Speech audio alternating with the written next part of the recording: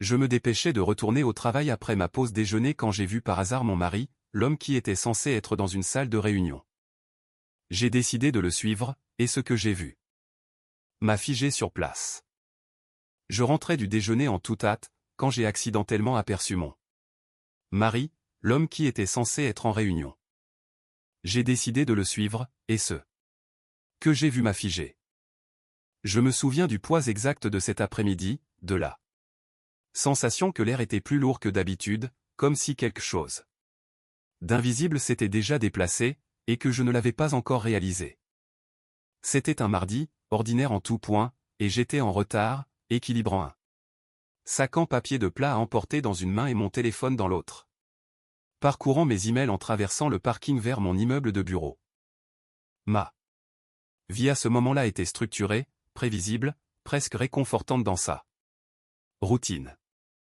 Je travaillais comme parajuriste dans un cabinet d'avocats de taille moyenne en centre-ville. Le genre d'endroit où les tapis étaient toujours propres et le café toujours médiocre. Mon mari, Daniel, travaillait dans la gestion de projets pour une entreprise de logistique de l'autre côté de la ville. Son emploi du temps était irrégulier, rempli de réunions et de délais, mais nous avions appris à vivre avec. Ou du moins, je le pensais. Ce jour-là, il m'avait envoyé un SMS plus tôt. Réunions successives, je serai peut-être en retard ce soir. Ce n'était pas inhabituel. C'était même exactement le genre de message que j'avais cessé de questionner des années auparavant. J'étais sur le point de franchir les portes vitrées de mon immeuble quand quelque chose instinct, coïncidence, ou quelque chose de plus sombre m'a fait marquer une pause. De l'autre côté de la rue. Près d'une rangée de voitures garées et d'un petit café qui servait principalement des employés de bureau, j'ai vu un homme appuyé légèrement contre un SUV noir. Au début, ce n'était qu'une silhouette, une silhouette familière. Puis les détails se sont précisés, la façon dont il tenait ses épaules, la légère inclinaison de sa tête alors qu'il consultait sa montre. Daniel.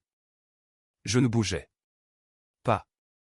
Mon corps l'a enregistré avant mon esprit, comme un réflexe qui refusait d'être annulé. Il n'était pas en salle de réunion. Il n'était même pas près de son bureau. Il était là, tranquillement debout devant un café, habillé de la même manière que ce matin-là, sauf que sa cravate était desserrée et ses manches retroussées. Comme s'il n'avait nulle part où aller urgemment. Pendant un instant, j'ai essayé de rationaliser. Peut-être que la réunion avait été déplacée. Peut-être qu'il était sorti. Peut-être. Puis elle est venue le rejoindre. Elle était plus jeune que moi, mais pas de façon spectaculaire. Ses cheveux étaient attachés en une queue de cheval nette, et elle portait un blazer ajusté, qui suggérait qu'elle appartenait au même monde professionnel que nous. Elle s'est approchée de lui sans hésitation, sans la gêne d'une étrangère. Et Daniel a souri, pas le sourire poli qu'il utilisait sur les photos ou lors des réceptions sociales. Celui-ci était plus doux, plus familier, intime d'une manière qui a fait que quelque chose dans ma poitrine s'est serré douloureusement. Elle a dit quelque chose que je n'ai pas pu entendre. Il a ri et puis sans aucune pause, sans aucun doute, il lui a pris la main. Je l'ai senti comme un choc physique, aigu et immédiat, comme si le sol sous moi s'était déplacé juste assez pour me faire perdre l'équilibre. Mon souffle s'est bloqué quelque part entre mes poumons et ma gorge. Et pendant une seconde, je n'ai pas pu bouger, ni penser, ni même pleinement traiter ce que je voyais. Ce n'était pas un malentendu. Ce n'était pas une coïncidence. C'était quelque chose de tout à fait différent. Ils sont restés là quelques secondes. Parlant doucement, leurs têtes inclinées l'une vers l'autre, d'une manière qui témoignait d'une familiarité, d'une répétition, de quelque chose de pratiqué. Puis elle s'est retournée et il l'a suivie, tous deux marchant vers l'entrée du café, comme si c'était la chose la plus naturelle du monde. Et c'est à ce moment-là que quelque chose en moi s'est mis en place. Non pas bruyamment, ni dramatiquement, mais avec une clarté froide et tranquille. Je pouvais m'en aller. Je pouvais retourner à mon immeuble, m'asseoir à mon bureau, et prétendre que je n'avais rien vu. J'aurais pu attendre ce soir, le confronter gentiment, lui donner une chance d'expliquer. Ou je pouvais le suivre. La décision ne semblait pas émotionnelle. Elle ne semblait pas impulsive. Si quoi que ce soit, elle semblait inévitable. Comme un chemin sur lequel j'avais déjà mis le pied sans m'en rendre compte. J'ai traversé la rue lentement, mes mouvements délibérés, contrôlés, comme si j'essayais de ne pas alerter quelque chose de fragile. Mon cœur battait toujours la chamade, mais mes mains étaient stables maintenant. Et mon esprit, étrangement, commençait à s'aiguiser. À l'intérieur du café. L'air était chaud et sentait légèrement l'expresso et le sucre. Il y avait du monde, mais pas de manière écrasante, juste assez de monde pour me donner une couverture. Je suis entré, scannant la pièce, l'air décontracté, faisant semblant de chercher une table libre. Il n'a pas fallu longtemps pour les trouver. Ils étaient assis dans le coin le plus éloigné, partiellement masqués par une colonne, leur tête penchée l'une vers l'autre. Elle parlait, ses mains bougeant légèrement pendant qu'elle s'exprimait. Il écoutait attentivement, son expression concentrée d'une manière que je n'avais pas vu diriger vers moi depuis longtemps. J'ai choisi une table. Derrière eux, assez proche pour observer, mais assez éloignée pour ne pas être évidente.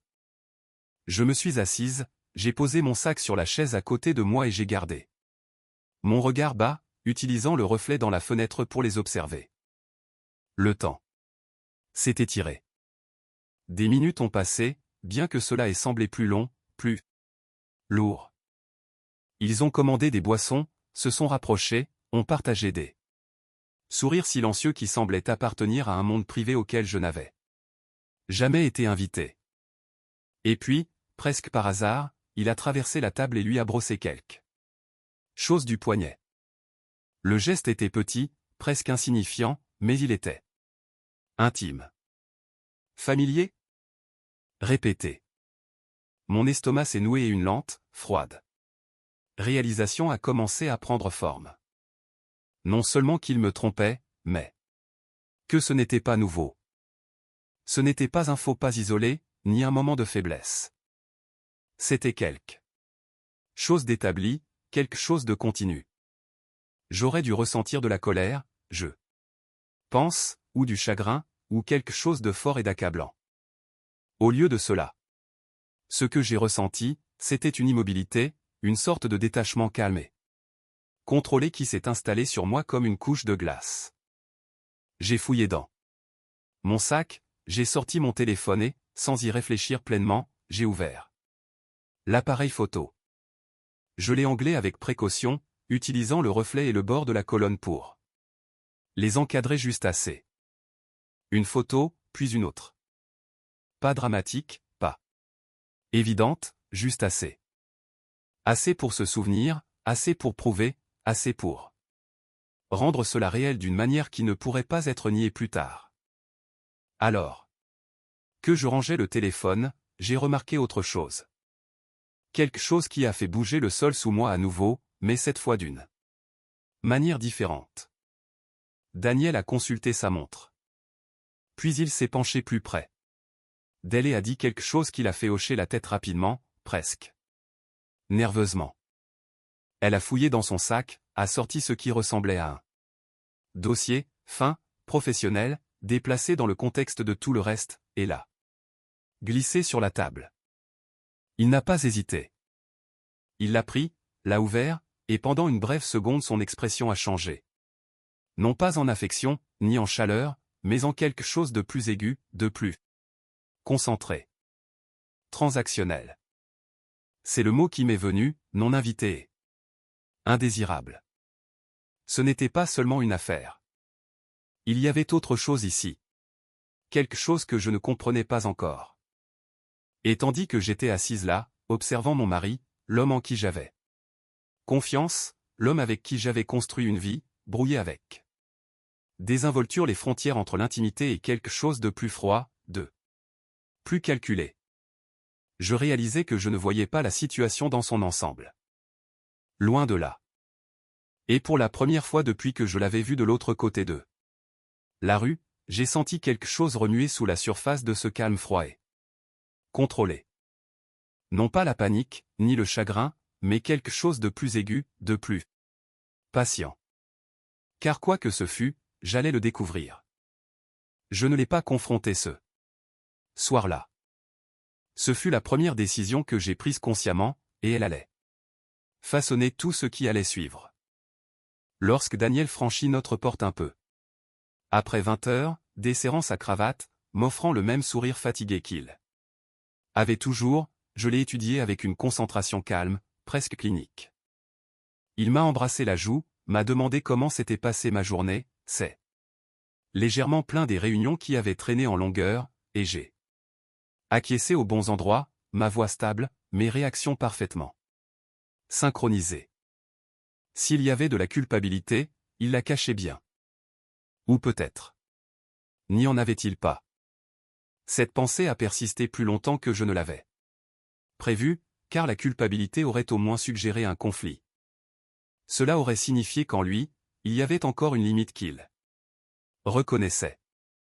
Mais ce que j'avais vu cet après-midi, l'aisance, la familiarité, le manque d'hésitation, ne ressemblait pas au comportement d'un homme qui pensait faire quelque chose de mal. Cela semblait pratiqué, raffiné, et cela rendait les choses pires. Au cours des jours suivants, j'ai commencé à observer plus attentivement, non pas de manière frénétique ou obsessionnelle, mais avec une sorte de patience délibérée que je ne me connaissais pas. J'ai prêté attention au schéma, au timing, aux petites incohérences qui auparavant m'avaient échappé inaperçues. L'emploi du temps de Daniel, me suis-je rendu compte, était devenu étrangement prévisible. Ses réunions tardives tombaient des jours spécifiques.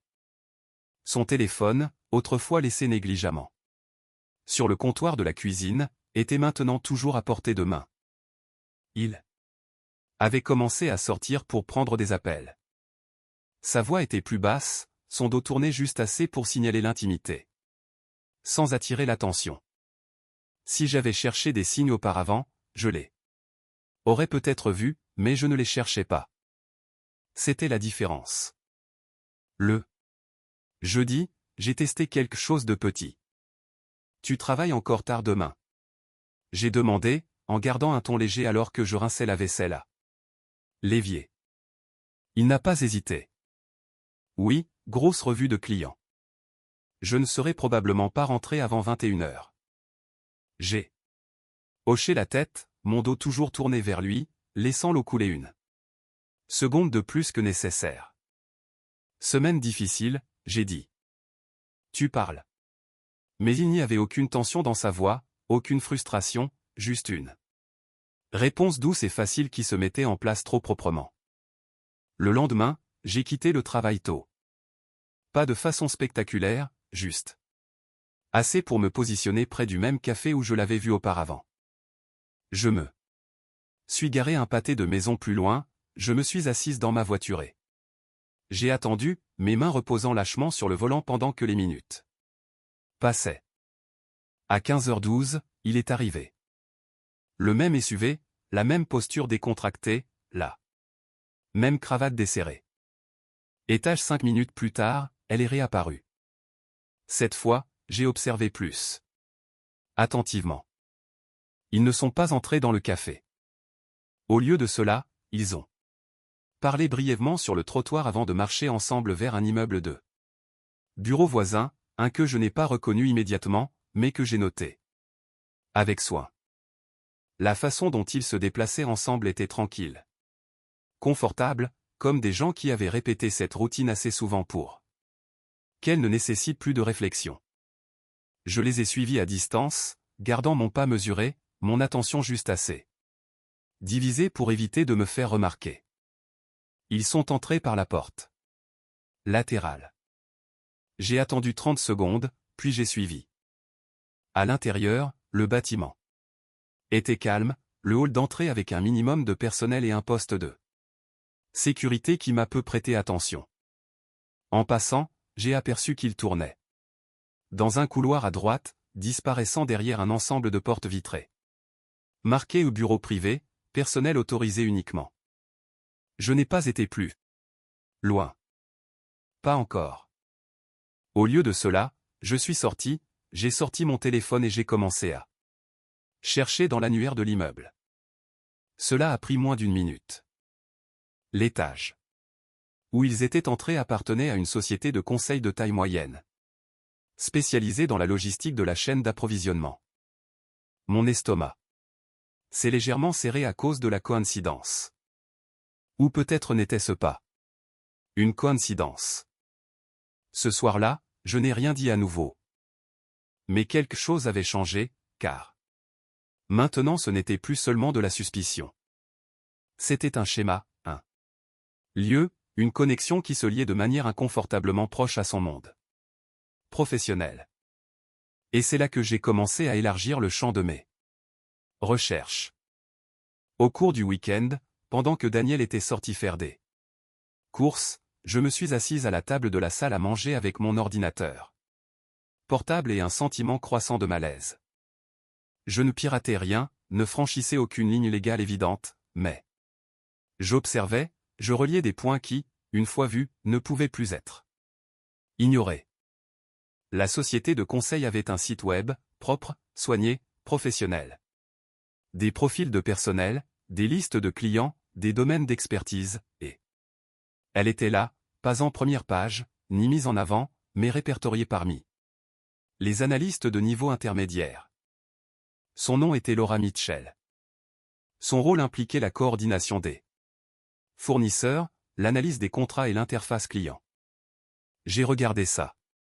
Photo de profil un long moment. La même femme du café, la même expression posée. La même confiance subtile. Et puis j'ai remarqué autre chose. L'un des principaux clients de l'entreprise était une société que l'équipe de Daniel essayait de sécuriser depuis des mois. Mon pouls a ralenti, non pas accéléré, à mesure que la réalisation s'installait. Ce n'était pas seulement personnel. C'était professionnel, potentiellement contraire à l'éthique, voire illégal. Je me suis penché en arrière dans ma chaise, expirant lentement alors que les pièces commençaient à s'assembler en quelque chose de plus cohérent, de plus troublant que ce que j'avais initialement imaginé. Une liaison était une chose, mais si Daniel exploitait cette relation, s'il brouillait les frontières entre l'intimité personnelle et l'avantage professionnel, alors les conséquences s'étendaient bien au-delà de notre mariage. Et soudain, la colère calme et contrôlée que j'avais tenue à distance a commencé à s'aiguiser en quelque chose de plus ciblé, de plus intentionnel. Cette nuit-là, je l'ai de nouveau observé. La façon dont il consultait son téléphone quand il pensait que je ne regardais pas. La légère tension dans ses épaules quand un message arrivait. La façon dont il s'excusait à la moitié du dîner pour prendre un rapide appel. Je l'ai suivi cette fois, pas physiquement, mais avec attention. Il est sorti, a parlé doucement, et quand il est rentré, il y avait un léger changement dans son expression. Pas de culpabilité, pas exactement, mais quelque chose qui ressemblait à de l'anticipation. Je n'ai pas demandé qui c'était. Je n'en avais pas besoin. Au lieu de cela, j'ai demandé autre chose. Comment va le nouveau client, ai-je dit avec désinvolture en débarrassant la table. Il a marqué une pause, juste une fraction de seconde. Bien, a-t-il répondu, prometteur. C'était lequel, déjà? Il a hésité, puis a nommé la société que j'avais vue sur le site web de la société de conseil. La même. Le lien s'est resserré, et avec lui ma résolution, car maintenant je ne voyais plus seulement une trahison. Je voyais un système de mensonges, personnel, professionnel, et soigneusement entretenu. Et les systèmes, une fois compris, pouvaient être démantelés. Mais pas impulsivement, pas émotionnellement, mais avec soin, méthodiquement. Cette nuit-là, alors que je gisais à côté de lui, écoutant le rythme régulier de sa respiration, j'ai pris une décision, non pas par colère, ni par douleur, mais par quelque chose de plus tranquille, de plus délibéré. Je ne le confronterai pas. Pas encore. Je ne lui donnerai pas la chance de nier, de détourner, de remodeler le récit avant que je ne le comprenne entièrement. Au lieu de cela, j'apprendrai tout, chaque schéma, chaque connexion, chaque risque qu'il prenait. Et quand le moment serait venu, je m'assurerai que la vérité ne ferait pas seulement mal. Je m'assurerai qu'elle aurait des conséquences. Le passage de la découverte à l'intention ne s'est pas fait d'un seul coup. Il s'est installé progressivement, comme une décision que mon esprit a prise avant que mes émotions n'aient eu le temps de s'y opposer. Le lundi venu, je ne réagissais plus. Je me préparais. Au travail, j'assumais mes responsabilités habituelles. Avec la même efficacité que mes collègues attendaient de moi. Rédiger des requêtes, organiser des dossiers, répondre aux emails avec une précision méticuleuse. Personne n'a remarqué la différence. Et c'était précisément le but. En surface, rien n'avait changé, en dessous, tout avait changé. J'ai commencé par ce que je savais pouvoir contrôler, la documentation. Cela semble clinique, presque froid, mais la clarté exige une structure, et la structure exige des preuves. Au cours de la semaine suivante, j'ai constitué une archive discrète. Pas spectaculaire, ni excessivement invasive, mais exhaustive. Des captures d'écran. De ces messages lorsqu'ils apparaissaient sur des appareils partagés. Des horodatage de ces réunions comparées au moment où je l'avais vu ailleurs. Des photos prises discrètement, jamais imprudemment, toujours calculées. Je n'ai pas précipité les choses. Les schémas ne se révèlent qu'à ceux qui savent attendre. Et plus j'observais, plus cela devenait cohérent. Les mardis et les vendredis, c'étaient les jours. Toujours en milieu d'après-midi, toujours près du même bâtiment, toujours l'aura. Mais ce n'était pas seulement la répétition qui importait. C'était l'évolution. Leurs réunions devenaient plus longues, leur proximité plus grande. Leurs interactions, quand j'en apercevais, moins prudentes, plus assurées. Quelle que soit la ligne qu'ils avaient franchie, ils étaient désormais à l'aise. De l'autre côté. Et Daniel changeait, subtilement mais indéniablement. Il était plus attentif à la maison, de manières étranges, presque performatives. Offrant de préparer le dîner, s'informant sur ma journée, avec une intensité qui semblait légèrement décalée, comme quelqu'un qui surcompensait sans comprendre pleinement pourquoi.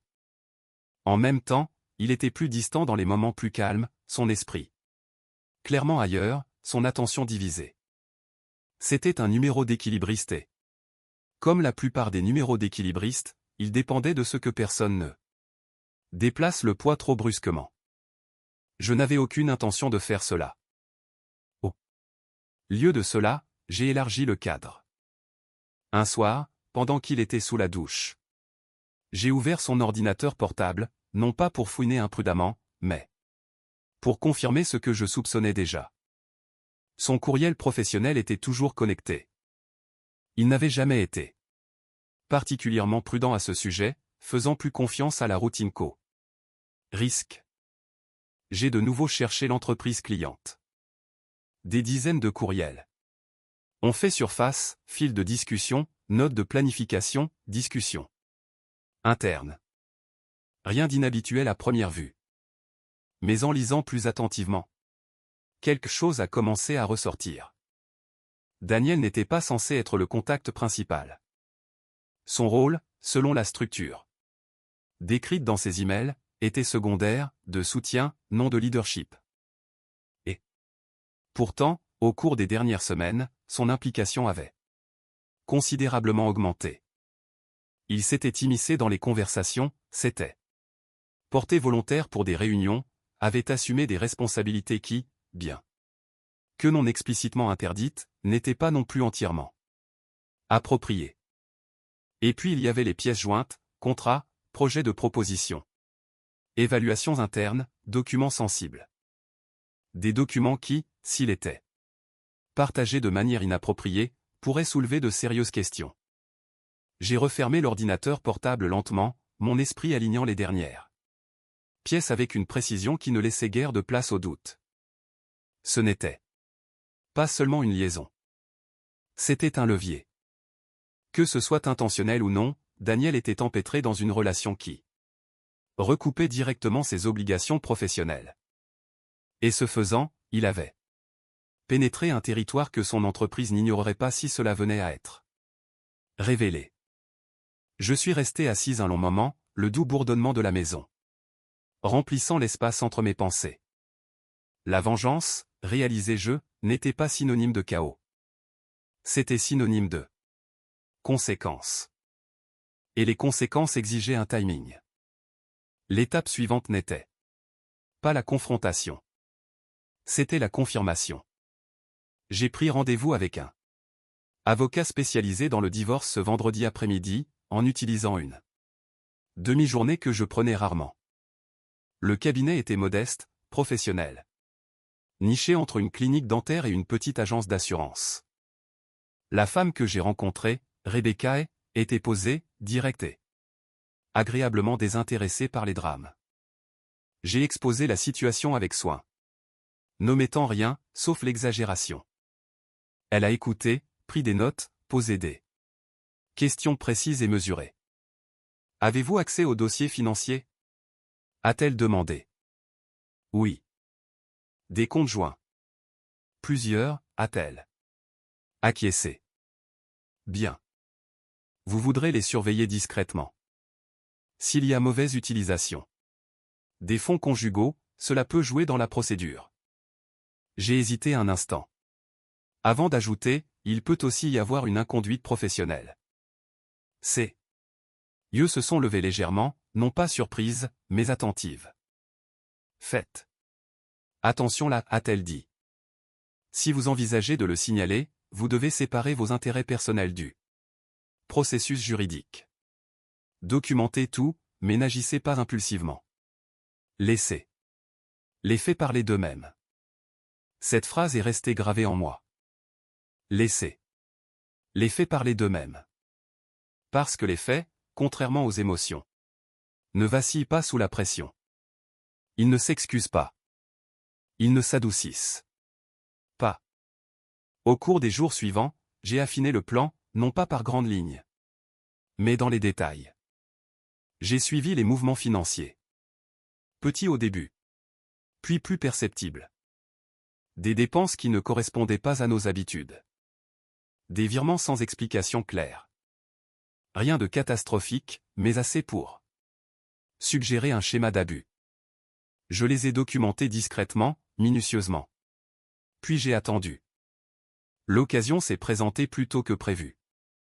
Daniel l'a mentionné avec désinvolture lors du dîner du dimanche soir.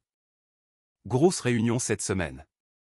A-t-il dit, coupant son steak avec une aisance habituelle, potentiellement, la clôture de l'affaire. Avec ce même client, ai-je demandé, en gardant un ton neutre. Oui. Mercredi, en fin d'après-midi, j'ai hoché la tête comme si l'information ne signifiait rien de plus qu'une note d'emploi du temps.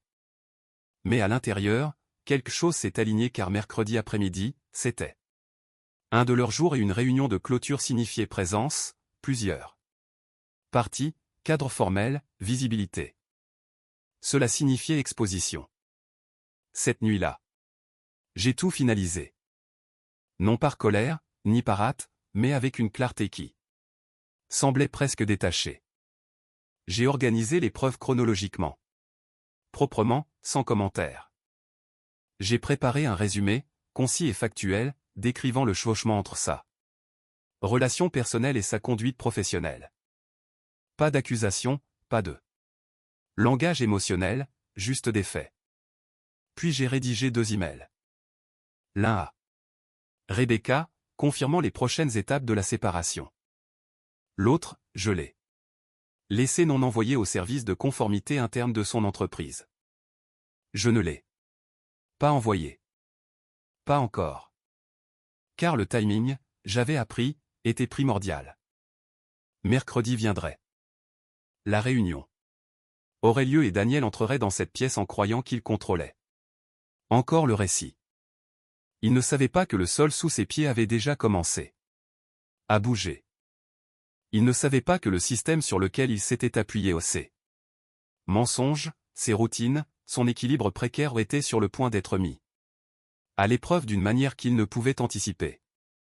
Et ils ne savaient certainement pas que je serais là. Non pas comme une perturbation, ni comme un spectacle, mais comme quelque chose de bien plus précis, un témoin.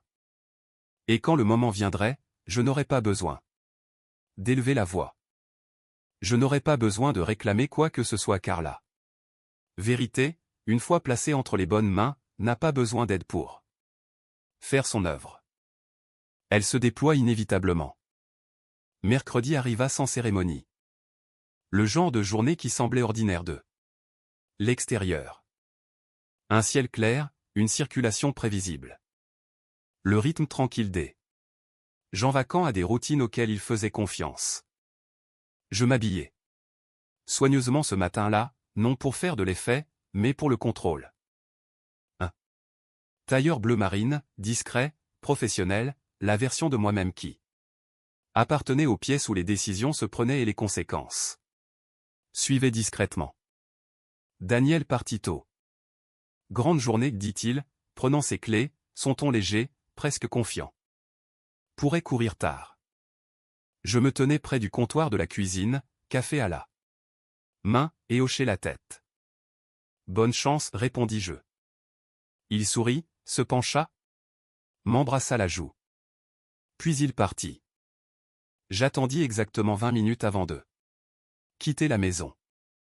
Non pas que j'ai eu besoin de ce temps, mais parce que la précision importait. La différence entre être en avance et être attendu déterminait souvent la façon dont un moment se déroulait. Au moment où j'atteignis l'immeuble, le même dans lequel je l'avais suivi quelques jours auparavant, le parking se remplissait déjà de l'urgence du milieu de semaine. Je ne me pressais pas. À l'intérieur, le hall était plus animé que d'habitude, une indication discrète que quelque chose d'important se passait à l'étage. Je m'approchai de la réception avec une calme assurance, offris un nom que j'avais mémorisé dans les fiches de discussion de Daniel, et mentionné la réunion. Client. La réceptionniste vérifia sa liste.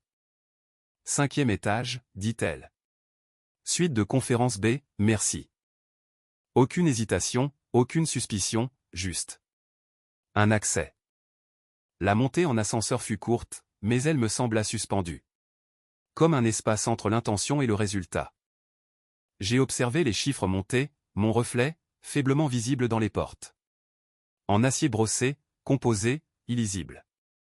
Lorsque les portes se sont ouvertes, je suis entré dans un couloir bordé de bureaux aux murs de verre et de conversations feutrées. Au fond, une paire de doubles portes marquées, suite de conférence B, était légèrement entr'ouverte. Des voix filtraient, mesurées, professionnelles, contrôlées. J'ai marqué une pause, juste assez longtemps pour calmer le rythme de ma respiration. Puis je suis entré. La pièce était plus grande que je ne m'y attendais. Une longue table au centre, des écrans montés le long des murs affichant des graphiques et des projections. Autour de la table, une poignée de cadres, des hommes et des femmes en costume sur mesure, leur attention partagée entre les documents et l'orateur au bout de la pièce. Daniel. Il se tenait près de l'écran. En pleine phrase, sa posture confiante, son ton assuré. Pendant un instant, je l'ai vu, comme d'autres pourraient le voir, capable, éloquent, en contrôle, et puis ses yeux ont croisé les miens. Ce fut subtil au début, un éclair, une pause. À peine perceptible pour quiconque d'autre, mais j'ai vu à l'instant là. Reconnaissance, la façon dont son expression s'est tendue juste assez pour signaler une perturbation. Point comme vous pouvez le voir, les économies projetées pour le prochain trimestre. Il s'est arrêté. La pièce a changé, non pas de façon spectaculaire, ni avec confusion, mais avec une conscience tranquille que quelque chose était entré dans l'espace qui n'y appartenait pas. J'ai avancé. Non pas vers lui, mais vers le bout de la table, où une femme que j'avais reconnue sur le site web de l'entreprise était assise, membre de la haute direction, probablement en charge de l'affaire. Excusez-moi, dis-je, ma voix calme, claire, portant juste assez pour attirer l'attention sans la réclamer. Je m'excuse de l'interruption. Mon nom est Emily Carter. Un bref silence suivit. Je crois avoir des informations pertinentes pour cette réunion. Daniel bougea alors, s'éloignant de l'écran, sa voix plus basse, urgente. Emily, qu'est-ce que tu fais ici? Je ne le regardais pas. Au lieu de cela, j'ai posé un mince dossier sur la table, le glissant doucement vers la femme assise à la tête. Avant que des accords ne soient finalisés. Ai-je poursuivi? Je pense qu'il est important que vous examiniez ceci.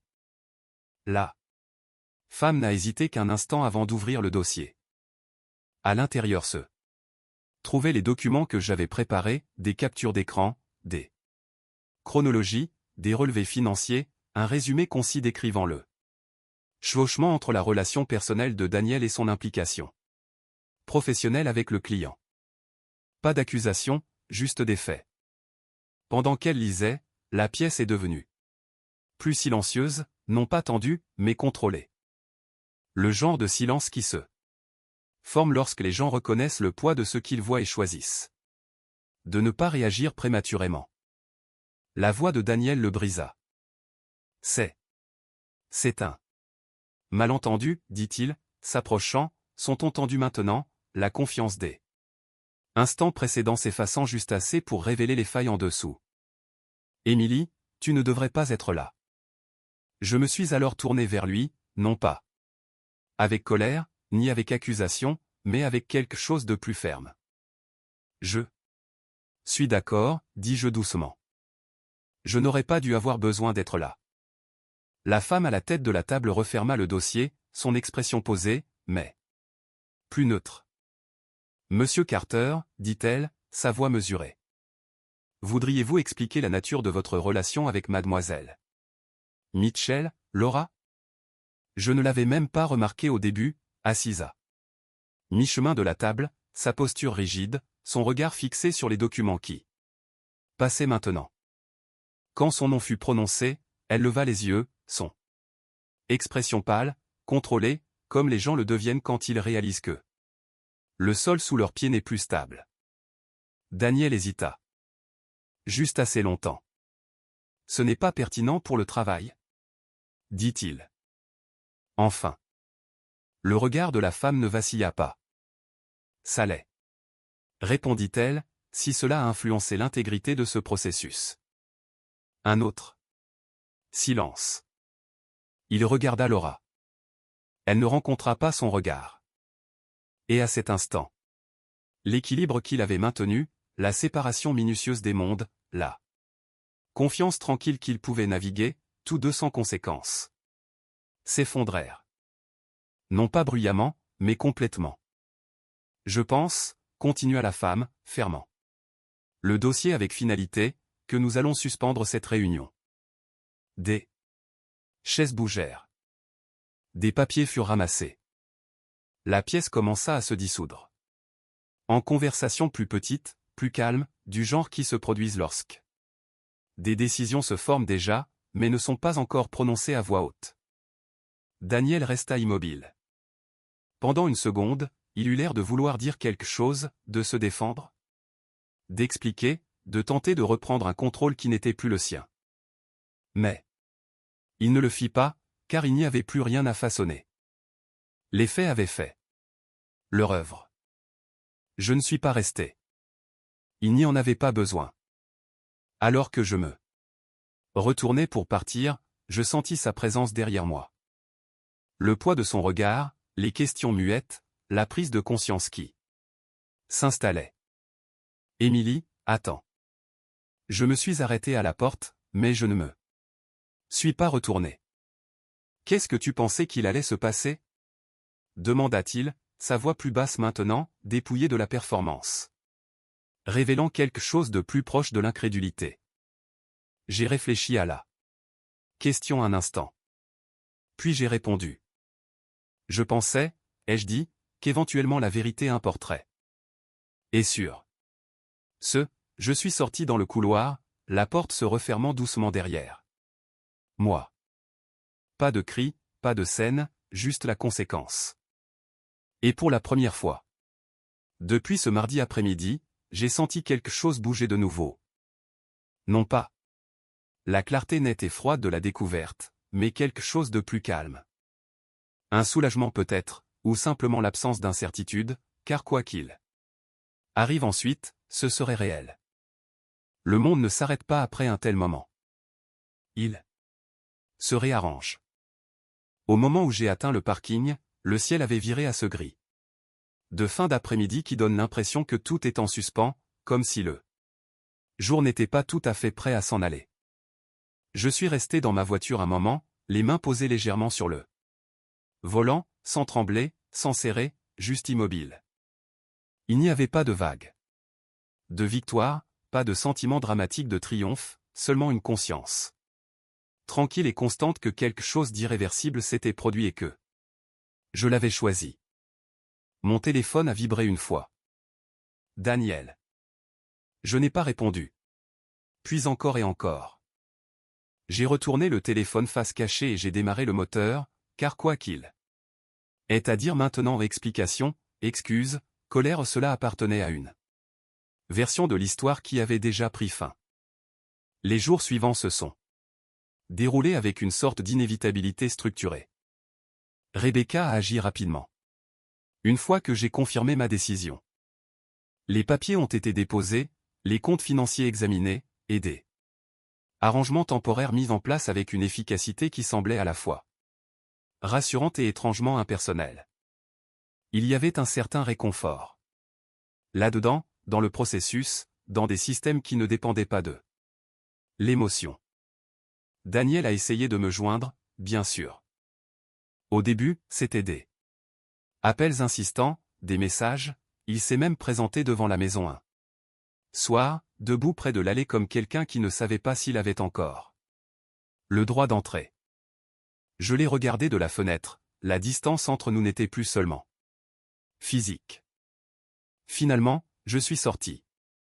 Nous sommes restés à quelques mètres l'un de l'autre, l'air entre nous lourd de tout ce qui avait été dit et de tout ce qui ne l'avait pas été.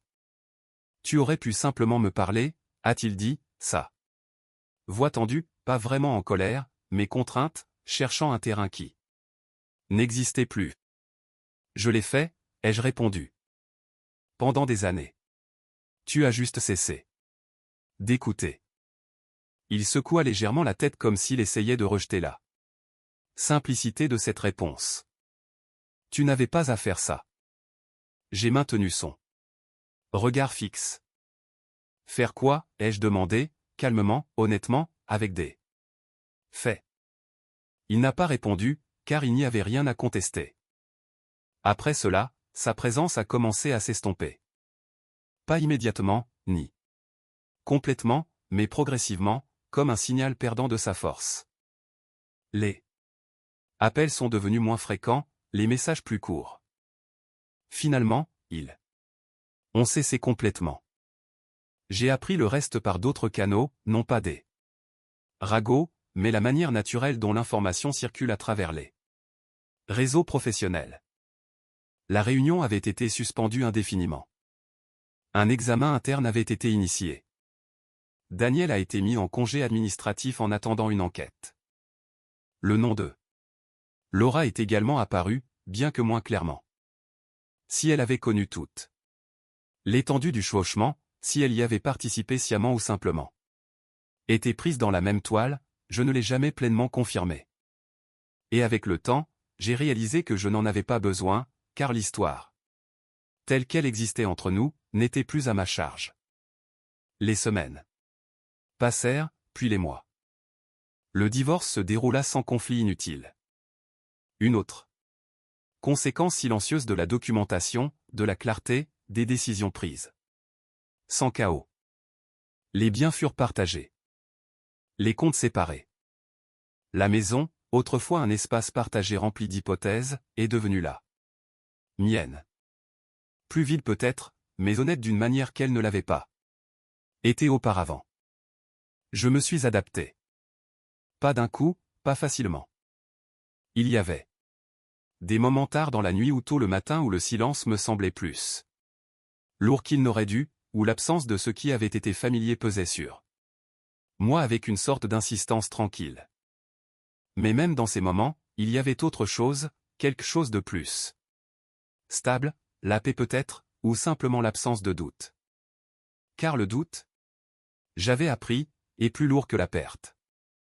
Au travail, rien de dramatique n'a changé, et pourtant tout a changé. J'ai traversé mes journées avec une conscience de moi plus aiguë, une compréhension plus claire de mes limites et de la facilité avec laquelle elles pouvaient être ignorées si elles n'étaient pas défendues. Des collègues l'ont remarqué, même si personne ne l'a dit directement. La confiance n'est pas bruyante, elle s'installe, et finalement elle devient visible. Un après-midi, des mois plus tard, je me suis retrouvé dans ce même café, celui où tout avait commencé. Pas intentionnellement. C'était simplement pratique, un endroit où s'arrêter entre deux réunions. J'ai commandé un café. Choisi une table près de la fenêtre, et je me suis assise avec un dossier que je n'avais pas vraiment l'intention de lire. Pendant un instant, je me suis laissé regarder le trottoir, l'entrée, l'espace où je m'étais autrefois tenu, observant une version de ma vie basculer sans avertissement. Cela semblait plus petit maintenant, moins significatif. Ou peut-être que je le voyais simplement différemment. Mon téléphone a vibré une fois, un message non pas de Daniel, ni de quiconque lié à ce chapitre, mais d'un collègue confirmant une affaire sur laquelle nous avions travaillé. J'ai répondu, fermé le dossier, terminé mon café, et en me levant pour partir. J'ai réalisé quelque chose, non pas par un éclair dramatique, mais d'une manière calme et indéniable. Je n'avais pas gagné. Pas de la manière dont les histoires suggèrent parfois, où un côté est victorieux et l'autre vaincu. Ce que j'avais fait était autre chose. J'avais refusé de me perdre dans les choix de quelqu'un d'autre. J'avais choisi la clarté plutôt que le confort, la vérité plutôt que l'évitement, et les conséquences plutôt que le silence. S'il y avait une leçon à tirer de tout cela, quelque chose qui vaille la peine d'être retenu, quelque chose qui vaille la peine d'être offert à quiconque pourrait se retrouver là où j'étais autrefois, c'était ceci, la vengeance, dépouillée de la colère, n'est pas une question de destruction. Il s'agit d'alignement, de rétablir l'équilibre entre ce qui est fait et ce qui est permis. Et parfois, la réponse la plus puissante n'est ni forte, ni dramatique, ni même visible au premier coup d'œil. Parfois, c'est simplement la décision de laisser la vérité là où elle doit être et de s'en aller sans porter ce qui n'a jamais été à vous. Je suis sorti sous la lumière de l'après-midi, l'air plus clair maintenant, le poids de cette vie d'avant ne me suivant plus. Non pas parce que cela n'avait pas d'importance, mais parce que j'avais appris où cela se terminait et où je recommençais. Si cette histoire a résonné en vous, si elle vous a fait marquer une pause, réfléchir ou voir quelque chose sous un nouveau jour, pensez à la partager avec quelqu'un qui pourrait en avoir besoin.